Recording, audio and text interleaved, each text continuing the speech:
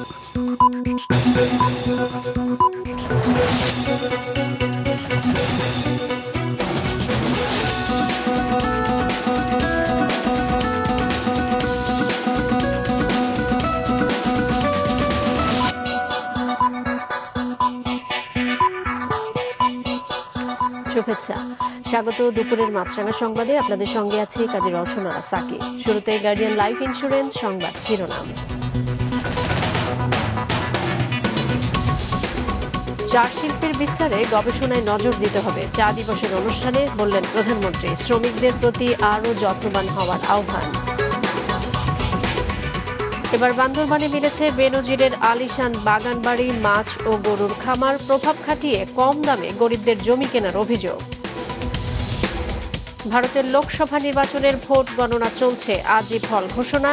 এগিয়ে মোদির নেতৃত্বাধীন এনডিএ জোট, নিরাপত্তা জোরদার। এবারে বিস্তারিত সংবাদ। বাংলাদেশে স্বর্ণের প্রলেপ মাখানো চা উৎপাদন হয়েছে। এটি বিশ্বের দামি চা। আজ প্রধানমন্ত্রীকে এই চা উপহার দেয়া হয়। ওসমানী স্মৃতি মিলনায়তনে আজ জাতীয় চা দিবস এবং চা পুরস্কার অনুষ্ঠানে যোগ দিয়ে প্রধানমন্ত্রী সাধারণ চায়ের পাশাপাশি বৈচিত্র্যময় চা উৎপাদন করার আহ্বান জানান। জাতীয় চা দিবস এবং চতুর্থ জাতীয় চা পুরস্কার 2024-এর এবারের প্রতিপাদ্য স্মার্ট বাংলাদেশের সংকল্প, রপ্তানিমুখী চা শিল্প। অনুষ্ঠানে প্রধানমন্ত্রী ছিলেন প্রধান অতিথি। দেশের চা শিল্পে বিশেষ অবদানের স্বীকৃতিস্বরূপ এবার 8টি ক্যাটাগরিতে 7টি প্রতিষ্ঠান ও 1জন ব্যক্তি পুরস্কার পান। বিজয়ীদের হাতে ট্রফি ও সনদ তুলে দেন প্রধানমন্ত্রী শেখ হাসিনা। প্রধানমন্ত্রীর হাতে তুলে দেওয়া হয় শুভেচ্ছা স্মারক এবং বাংলাদেশে তৈরি কোটি টাকা মূল্যের 1 কেজি গোল্ডেন বেঙ্গল টি বা সোনার বাংলা চা।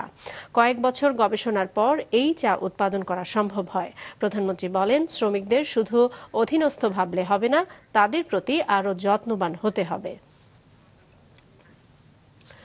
ভবিষ্যতের প্রযুক্তিগত উৎকর্ষতায় যেন তরুণরা খাপ খাওয়াতে পারে, সেজন্য দেশে তথ্য ও প্রযুক্তির শিক্ষা প্রসারিত করা হচ্ছে বলে জানিয়েছেন প্রধানমন্ত্রী শেখ হাসিনা। দুপুরে গণভবনে বঙ্গবন্ধুর জন্মবার্ষিকী উপলক্ষে জাতির পিতা বঙ্গবন্ধু শেখ মুজিবুর রহমান স্মৃতি জাদুঘরের উদ্যোগে শিশু কিশোরদের রচনা ও চিত্রাঙ্কন প্রতিযোগিতায় পুরস্কার বিতরণ অনুষ্ঠানে একথা বলেন প্রধানমন্ত্রী। তিনি বলেন, সরকার শিশু সুরক্ষায় বিভিন্ন কার্যক্রম নেয় দেশের সাক্ষরতার হার 76 ছাড়িয়ে গেছে। সরকার প্রধান বলেন, বঙ্গবন্ধু জনগণ অন্তঃপ্রাণ ছিলেন, তাই ধানমন্ডির 32 নম্বরের বাড়ি এখন জনগণের। পরে 304 জন পুরস্কার বিজয়ীর মধ্য থেকে নির্বাচিতদের সম্মাননা তুলে দেন বঙ্গবন্ধু কন্যা।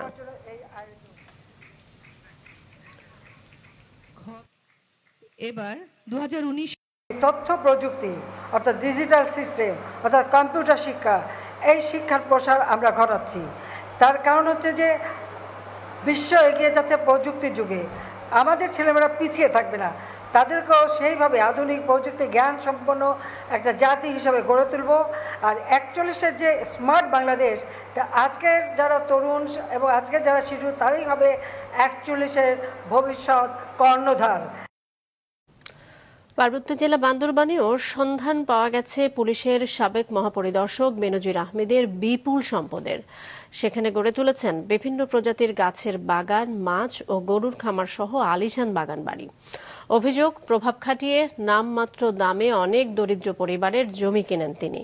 বান্দরবান প্রতিনিধি কৌশিক দাসের পাঠানো তথ্য ছবিতে ডেস্ক রিপোর্ট। বান্দরবানে একরের পর একর পাহাড় লিজ নিয়ে বিপুল সম্পদের মালিক হয়েছেন পুলিশের সাবেক মহাপরিদর্শক বেনজির আহমেদ। সদর উপজেলার সুয়ালক ইউনিয়নের মাঝের পাড়া এলাকায় স্ত্রী জিশান মির্জা, মেয়ে ফারহিন রিশতা বিনতে বেনজির ও নিজের নামে লিজ নিয়েছেন 25 একর জমি। শুধু তাই না, লামা উপজেলায় সরই ইউনিয়নের ডলুছড়ি মৌজায় 55 একর জমি লিজ নিয়েছেন সাবেক পুলিশ প্রধান।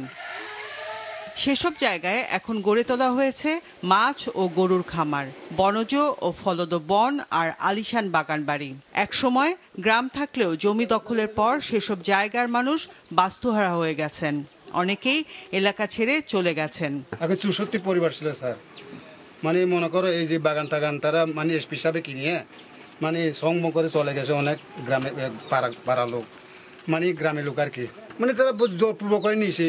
কি করা যায় এই জন্য আর কি, বলার কি কিছু আছে? বলার তো কিছু নাই। ব্যানার্জির কাছ থেকে আমরা বিক্রি করে দিই। টাকা প্রয়োজন ছিল আমাদের এই সময়, তখন আমরা অল্প টাকা নিয়ে তাকে বিক্রি করে দিই। এই জায়গাতে দাম কম নিয়ে এরা নিয়ে নিচ্ছে জোর করে। স্থানীয়দের প্রত্যয়নপত্র ছাড়া পার্বত্য জেলায় জমি কেনার বিধান না থাকায় শুধু নোটারি পাবলিকের মাধ্যমে লিজ নিয়েছেন ৮০ একর পাহাড়ি জমি। রেজিস্ট্রি দলিল না করায় প্রশাসনের কাছে নেই মালিকানার কোনো তথ্য। গহীন পাহাড়ে যাবার জন্য সরকারি খরচে তৈরি করেছেন সড়ক, নেওয়া হয়েছে বিদ্যুতের সংযোগ। বর্তমানে জমিগুলো দেখভালের দায়িত্বে রয়েছে জেলা স্বেচ্ছাসেবক লীগের সভাপতি মং ওয়া চিং, কিন্তু তিনি বিষয়টি অস্বীকার করেন। ৩১৪ সোয়ালাং মোজা একটা জায়গা আছে এবং ওখানে একটা গরু ফার্ম আছে, তারপরে মৎস্য খামার আছে এবং একটা 2 তলা বিল্ডিং আছে। এখানে প্রায় অনুমানিক কয় কোটি টাকা সম্পদ হবে। এই দায়িত্ব পরিচালনা, এই যে কাজের দায়িত্ব পরিচালনা করে মমইঞ্চি মামা বান্দরবনের ছেলে। আমার পার্শ্ববর্তী জায়গায় থাকে, আমি এখানে আমার নিজস্ব কিছু স্থাপনা হয়, স্থাপনা দেখাশোনা আমার নিজের দায়িত্ব। আর ওনাদের যে দেখাশোনা দায়িত্ব টোটালি এটা মিথ্যা কথা, এবং আমি এটা কোনোভাবে দেখাবার দায়িত্ব ছিলাম না। পুলিশ কর্মকর্তা শুনছি, কিন্তু ওনাকে আমি দেখিও নাই বা ওনার কাছে আমার সাথে কোনো যোগাযোগও নেই। এখানে আমি 21 সালতি 21-এর লাস্টে আইছি, আসার পর আমি ওই যে মং আছে উনি আমার বেতন টেতন দেয়। 2016 সালে র্যাবের মহাপরিচালক থাকাকালীন বান্দরবানের এসব জমি লিজ নেন বেনজির আহমেদ। মাছরাঙা নিউজ ডেস্ক। জমি ও সড়ক দখল সহ অবৈধ সম্পদ অর্জনের দায়ে অভিযুক্ত পুলিশের সাবেক মহাপরিদর্শক বেনজির আহমেদের গোপালগঞ্জে করা savannah eco resort and natural park বন্ধ ঘোষণা করা হয়েছে। গতকাল পার্কের বিভিন্ন স্থানে নোটিশ টাঙিয়ে এ ঘোষণা দেয় পার্ক কর্তৃপক্ষ। এ বিষয়ে পার্কের বুকিং ম্যানেজার জানান, কর্তৃপক্ষের নির্দেশে আপাতত পার্কের কার্যক্রম বন্ধ ঘোষণা করা হয়েছে। পার্কের সার্ভারের সমস্যার সমাধান হলে আগামী ৪ থেকে ৫ দিনের মধ্যে পার্ক খুলে দেওয়া হবে। উল্লেখ্য, সাবেক আইজিপি বেনজির আহমেদ গোপালগঞ্জ সদর উপজেলার শাহাপুর ইউনিয়নের বৈরাগীটোল গ্রামে ৬২১ বিঘা জমির উপর গড়ে তোলেন savannah eco resort and natural park. রিসোর্টের যে বুকিংটা হয়ে থাকে ওইটা আমি করে থাকি, এখন আপাতত বন্ধ আছে। এটা আমাকে কর্তৃপক্ষ এতটুকুই জানাচ্ছে, তাদের টেকনিক্যাল আমাদের কিছু সার্ভার ইস্যু আছে, যার জন্য আপাতত বন্ধ আছে। আমাদের গেটে নোটিশ করা আছে, আপনার আপাতত আপনি বলতে পারেন যে আমাদের এটা বন্ধ আছে। এবারে ভারতের ভোটের ফলাফল প্রসঙ্গ। লোকসভা নির্বাচনের ভোট গণনা চলছে। আজই ফল ঘোষণার কথা রয়েছে। 543 আসনের লোকসভায় সংখ্যাগরিষ্ঠতা পেতে দরকার 272টি। এখনো পর্যন্ত এগিয়ে রয়েছে বিজেপি নেতৃত্বাধীন এনডিএ জোট। জয় পেলে টানা তৃতীয়বারের মতো প্রধানমন্ত্রী হবেন Narendra Modi. Desk report. 19 April থেকে 1 জুন 7 দফায় 47 দিন ধরে ভারতের 18তম লোকসভা নির্বাচনে ভোট দেন বিশ্বের বৃহত্তম গণতান্ত্রিক দেশটির জনগণ। দেশ জুড়ে 55 লাখ ইভিএমে বন্দী সেই গণরায় জানা যাবে আজ। স্থানীয় সময় সকাল 8টা থেকে চলছে ভোট গণনা। সবার আগে পোস্টাল ব্যালটে, পরে শুরু হয় ইভিএমের ভোট গণনা। কাউন্টিং স্টেশনগুলোতে নেওয়া হয়েছে বাড়তি নিরাপত্তা ব্যবস্থা। প্রতিটি রাজনৈতিক দলের নিজস্ব এজেন্টের পাশাপাশি রয়েছেন গণমাধ্যমের প্রতিনিধি এবং দেশি বিদেশি পর্যবেক্ষকরা। সকালে গণনা শুরুর আগেই গুজরাটের সুরাট লোকসভা আসনের ফল ঘোষণা করা হয়, যেখানে বিনা প্রতিদ্বন্দ্বিতায় জিতেছেন বিজেপির প্রার্থী মুকেশ দালাল। দিন শেষে জানা যাবে বাকি 542 আসনের ফলাফল। ভোট গণনায় এখন পর্যন্ত যে ট্রেন্ড দেখা যাচ্ছে তাতে 300-র বেশি আসনে এগিয়ে বিজেপি নেতৃত্বাধীন এনডিএ জোট। বুথ ফেরত জরিপ ভুল প্রমাণ করে কংগ্রেস নেতৃত্বাধীন বিরোধী ইন্ডিয়া জোট এগিয়ে 200-র বেশি আসনে। ইভিএমে ভোট হওয়ায় আজই জানা যাবে পূর্ণাঙ্গ ফল। এবারের লোকসভা নির্বাচনে প্রায় 65 কোটি ভোটার তাদের ভোটাধিকার প্রয়োগ করেছে বলে জানিয়েছে দেশটির নির্বাচন কমিশন। গড় ভোট পড়েছে 66% মতো। স্থানীয় একটি গবেষণা সংস্থার হিসেবে এবারের নির্বাচনে খরচ হয়েছে 1,35,000 কোটি রুপি, যা বিশ্বের সবচেয়ে ব্যয়বহুল। লোকসভার 543 আসনের মধ্যে সংখ্যাগরিষ্ঠতা পেতে দরকার 272টি। সব বুথ ফেরত সমীক্ষাতেই বড় ব্যবধানে এগিয়ে এনডিএ জোট। টানা তৃতীয়বার ক্ষমতায় আসছে নরেন্দ্র মোদী সরকার, এমন পূর্বাভাস দিয়েছে প্রায় সব জরিপ সংস্থা। পশ্চিমবঙ্গের 42টি আসনে এবার তৃণমূলকে ছাপিয়ে যেতে পারে বিজেপি, রয়েছে এমন পূর্বাভাসও। যদিও এখন পর্যন্ত গণনায় তৃণমূল কংগ্রেসই এগিয়ে রয়েছে। বুথ ফেরত জরিপের আভাস আমলে নিতে নারাজ কংগ্রেস নেতৃত্বাধীন ইন্ডিয়া জোট। তাদের দাবি ইন্ডিয়া জোট কম করে হলেও 295 আসনে জিততে চলেছে। সব জল্পনা কল্পনার অবসান হবে আজ। এনডিএ জোট জয় পেলে টানা তৃতীয়বারের মতো প্রধানমন্ত্রী হবেন নরেন্দ্র মোদী। এর আগে কেবল এই সুযোগ পেয়েছিলেন দেশটির প্রথম প্রধানমন্ত্রী জওহরলাল নেহেরু। বর্তমান মোদী সরকারের মেয়াদ শেষ হবে 16 জুন। এর মধ্যে নির্বাচিত জোট বা দলকে গড়তে হবে সরকার। ধারণা করা হচ্ছে দিল্লির মসনদে যারাই আসুক আগামী 10 জুনের মধ্যেই শপথ নিতে পারে নতুন সরকার। পলাশ রঞ্জন রায়, মাছরাঙা নিউজ ডেস্ক। মালয়েশিয়ায় কর্মী পাঠানো নিয়ে যে সংকট তৈরি হয়েছে এর দায় মালয়েশিয়া সরকার ও প্রবাসী কল্যাণ মন্ত্রণালয়েরও, জানিয়েছে রিক্রুটিং এজেন্সিগুলোর সংগঠন বাইরা। যে 100টি বেসরকারি প্রতিষ্ঠানের বিরুদ্ধে মালয়েশিয়ায় কর্মী পাঠানোর ক্ষেত্রে অনিয়মের অভিযোগ, তাদের নিয়ে দুপুরে সংবাদ সম্মেলনে বাইরার নেতারা এ দাবি করেন। বলেন, নির্দিষ্ট সময়ের পরও মালয়েশিয়ার সরকার ভিসা ইস্যু করেছে। কর্মীদের শেষ মুহূর্তে পাঠানো যাবে না জেনেও ছাড়পত্র দিয়েছে মন্ত্রণালয়। তাদের দাবি, মন্ত্রণালয় প্রায় 17,000 কর্মী যেতে পারেনি বললেও এর সংখ্যা 5 থেকে 6,000-এর বেশি হবে না। যারা যেতে পারেননি তাদের আর পাঠানো না গেলে সেসব কর্মীদের টাকা ফেরত দেওয়ার প্রতিশ্রুতি দেন তারা।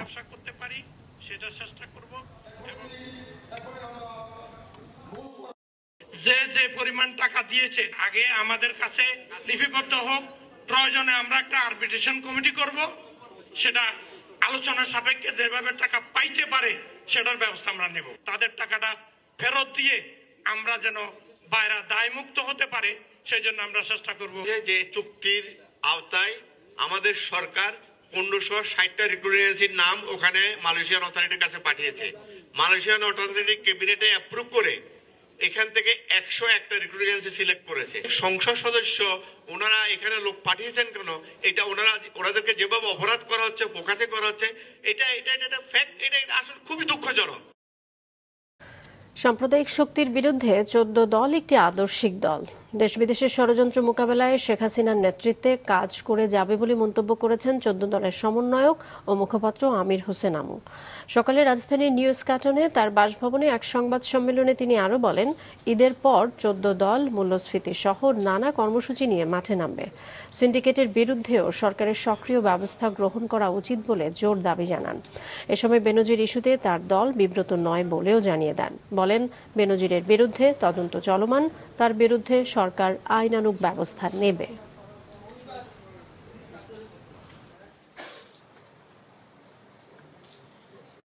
জিনিসপত্রের যে উদ্যোগটি আমরা বারবার বলেছি যে এটাকে নিরসন করার জন্য সরকারের পক্ষ থেকে বলা হয় যে একটি সিন্ডিকেট আছে। আমরা মনে করি সেই সিন্ডিকেটের ব্যাপারে সরকারের সক্রিয় ব্যবস্থা গ্রহণ করা উচিত।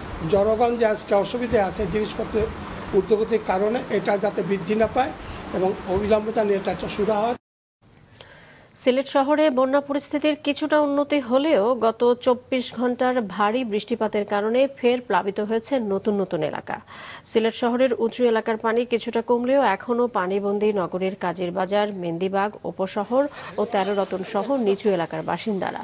শহরের নির্মাঞ্চল ও 7 উপজেলার প্রায় 6 লাখ মানুষ পানিবন্দী হয়ে মানবেতর দিন কাটাচ্ছে।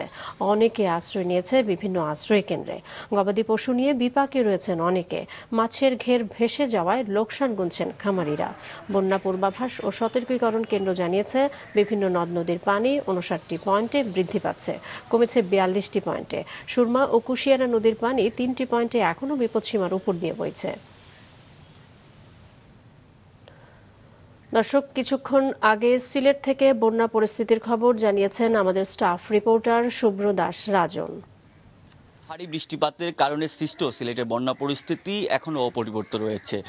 উপজেলাগুলিতে এখনও নিম্নাঞ্চল প্লাবিত রয়েছে। সিলেট সিটি কর্পোরেশন এলাকায় গতকাল ভারী বৃষ্টিপাতের কারণে যে জলবদ্ধতা তৈরি হয়েছিল এখনও কিন্তু অনেক জায়গায় জলমগ্ন অবস্থায় রয়েছে। আমি এখন উপশহর এলাকায় আছি, আমার পেছনে আপনারা দেখতে পাচ্ছেন যে এখানে কিন্তু পুরোটাই জলমগ্ন অবস্থায় রয়েছে। তারা প্রায় 1 সপ্তাহ ধরে এই পানিবন্দী অবস্থায় দিন যাপন করছেন। তারা এখানে সবাই কিন্তু খেটে খাওয়া মানুষ, তারা আসলে দিন আনেন দিন খায়। এই অবস্থা আসলে পানিবন্দী অবস্থায় তাদের আসলে যে স্বাভাবিক যে জীবনযাপন করতে ব্যাহত হচ্ছেন। তারা বলছেন যে এখানে ত্রাণ কার্যক্রম তারা তেমনভাবে পাননি। আসছে জুলাই থেকে স্মার্ট ডাক বিভাগের কার্যক্রম শুরু করতে চায় সরকার, যার অংশ হিসেবে আগামী 7 দিনের মধ্যেই দেশের 500 পোস্ট অফিসকে স্মার্ট সার্ভিস পয়েন্টে রূপান্তর করতে বেসরকারি একটি প্রতিষ্ঠানের সাথে অংশীদারিত্ব চুক্তি করা হবে। সকালে রাজধানীতে এক মতবিনিময় সভায় এসব কথা জানান ডাক ও টেলিযোগাযোগ প্রতিমন্ত্রী। প্রাপকের কাছে চিঠি পৌঁছে দেওয়ার সেবা নিয়ে শুরু হয় ডাক বিভাগের কার্যক্রম। সময়ের সাথে গ্রাহকের চাহিদা বদলে গেলেও পরিবর্তন আসেনি রাষ্ট্রায়ত্ত এই প্রতিষ্ঠানের কার্যক্রমে। উল্টো বছর বছর সরকারকে লোকসান গুনতে হয়েছে গড়ে 700 কোটি টাকার মতো, যা কাটিয়ে উঠতে দেশের সব পোস্ট অফিসকে স্মার্ট সার্ভিস পয়েন্টে রূপান্তর করতে চায় সরকার, যার দায়িত্ব দেওয়া হবে বেসরকারি খাতকে। ডাক ও টেলিযোগাযোগ বিভাগ বলছে, বিপুল জনবল কাজে লাগানোর পাশাপাশি সম্পদের অব্যবস্থাপনা দূরীকরণ আর স্বচ্ছতা নিশ্চিতের জন্যই এই উদ্যোগ। লাভে না যেতে পারে, লোকসানে থাকে, তাহলে আমরা কঠোর সিদ্ধান্তে যেতে বাধ্য হব। তো সিদ্ধান্তটা কি? এখন বাংলাদেশ পোস্টকে তো আর প্রাইভেটাইজ করা যাবে না। এর বাইরে যে লোকবল, জনবল এবং সম্পদের অপব্যবহার কিংবা অব্যবস্থাপনার জন্য যে লসটা হচ্ছে, সেটা কাটিয়ে ওঠা কিন্তু সম্ভব আমাদের প্রাইভেট সেক্টরের অংশীদারিত্বের ভিত্তিতে। অনেক কিছু পাঠাতে চাই। সভায় বলা হয়, এসব অব্যবস্থাপনা কাটিয়ে উঠতে আগামী মাস থেকে স্মার্ট পোস্ট সেন্টার সেবা কার্যক্রম শুরু করতে চায় সরকার। এ সময় কুরিয়ার সার্ভিসের ব্যবসায়ীরা জানান, আমলাতান্ত্রিক জটিলতা দূর হলে আর কাস্টমসের সহযোগিতা পেলে এখাতে বিনিয়োগে আগ্রহ বাড়বে। প্রস্তাব দেন ডাক বিভাগের পড়ে থাকা জমি ইজারা দেয়া সহ লোকবলের প্রশিক্ষণের ব্যবস্থা করার। পোস্টে ধরেন বগুড়াতে যে জায়গাটা পড়ে আছে, পাশেই পুলিশ প্লাজা করেছে, পাশে হয়তো এসএ পরিবহনের একটা ওয়্যারহাউস আছে, সেখানে ভাড়া দিয়ে এসএ পরিবহন লাভ করছে, সুন্দরবন লাভ করছে। কিন্তু পোস্টের এত বড় জায়গা, একরের পর একর, সেই জায়গাটা দিয়ে সে 700 কোটি টাকা লস করছে। সময় দায়িত্ব এ সেবার বাস্তবায়ন হলে প্রতিটি ডাকঘর থেকে 325টিরও বেশি ই-গভর্নমেন্ট সেবার পাশাপাশি নিয়মিত ডাক সেবা দেয়া যাবে, যার আওতায় বিদেশ থেকে সহজে পার্সেল ডেলিভারি দেবার ব্যবস্থাও রাখা হবে বলে জানানো হয় অনুষ্ঠানে। ফাতিমাতুজ জোহরা, মাছরাঙা সংবাদ, ঢাকা। 90-এর ছাত্র আন্দোলনের অন্যতম নেতা ও আওয়ামী লীগের মুক্তিযুদ্ধ বিষয়ক উপকমিটির সাবেক সহ সম্পাদক শফি আহমেদকে শেষবারের মতো শ্রদ্ধা জানিয়েছে সর্বস্তরের মানুষ। ঢাকা বিশ্ববিদ্যালয়ের মসজিদে শফি আহমেদের জানাজা শেষে তার মরদেহ বেলা 11টায় নিয়ে যাওয়া হয় কেন্দ্রীয় শহীদ মিনারে। সম্মিলিত সাংস্কৃতিক জোটের আয়োজনে ঘণ্টাখানেক চলে শ্রদ্ধা নিবেদন। তার প্রতি শ্রদ্ধা জানায় আওয়ামী লীগ, জাসদ সহ বিভিন্ন রাজনৈতিক দল, সামাজিক ও সাংস্কৃতিক সংগঠন। এ সময় বক্তারা 90-এর স্বৈরাচার বিরোধী আন্দোলনে শফি আহমেদের ভূমিকা তুলে ধরেন। সোমবার বিকেলে হৃদরোগে আক্রান্ত হয়ে রাজধানীর একটি বেসরকারি হাসপাতালে তিনি শেষ নিঃশ্বাস ত্যাগ করেন। তার মরদেহ নিয়ে যাওয়া হবে তার নিজ জেলা নেত্রকোনায়। বুধবার পারিবারিক কবরস্থানে দাফন করা হবে সাবেক এই ছাত্র নেতাকে। এদেশকে একটি অসাম্প্রদায়িক শোষণমুক্ত গণতান্ত্রিক রাষ্ট্র হিসাবে প্রতিষ্ঠিত করা তার যে স্বপ্ন, সেই স্বপ্ন থেকে শফি আহমেদ এক মুহূর্তের জন্য বিচ্যুত হননি। তাদের আন্দোলনের মধ্য দিয়ে, নেতৃত্বের মধ্য দিয়ে বাংলাদেশ সামরিক শাসনের বিরোধী গণতান্ত্রিক এক দেশ পেয়েছিল। শফি আহমেদ বাংলাদেশের মুক্তিযুদ্ধের চেতনায় বিশ্বাসী, শক্তির পক্ষে কাজ করেছে। কর্মদক্ষতায় ও ছিল অতুলনীয়, এক কথা অতুলনীয়। যে কোনো ক্রাইসিসে, সংকটে সিদ্ধান্ত নিয়ে সিদ্ধান্ত বাস্তবায়ন করার ক্ষেত্রে তার কোনো তুলনা ছিল না। দুপুরের সংবাদ শেষ করছি, যাবার আগে গার্ডিয়ান লাইফ ইন্স্যুরেন্স সংবাদ শিরোনামগুলো আরও একবার। চা শিল্পের বিস্তারে গবেষণায় নজর দিতে হবে, চা দিবসের অনুষ্ঠানে বললেন প্রধানমন্ত্রী। শ্রমিকদের প্রতি আরও যত্নবান হওয়ার আহ্বান। এবার বান্দরবানে মিলেছে বেনজিরের আলিশান বাগান বাড়ি, মাছ ও গরুর খামার। প্রভাব খাটিয়ে কম দামে গরিবদের জমি কেনার অভিযোগ। ভারতের লোকসভা নির্বাচনের ভোট গণনা চলছে, আজই ফল ঘোষণা। এগিয়ে মোদীর নেতৃত্বাধীন এনডিএ জোট, নিরাপত্তা জোরদার। এই ছিল এখনকার মতো। ফেসবুকে আপডেট পেতে ভিজিট করুন মাছরাঙা টেলিভিশনের পেজে। ইউটিউব চ্যানেলেও দেখতে পারেন আমাদের সংবাদ, প্রতিবেদন এবং অনুষ্ঠান। আমাদের পরবর্তী সংবাদ বিকেল 5টায় দেখার আমন্ত্রণ রইল।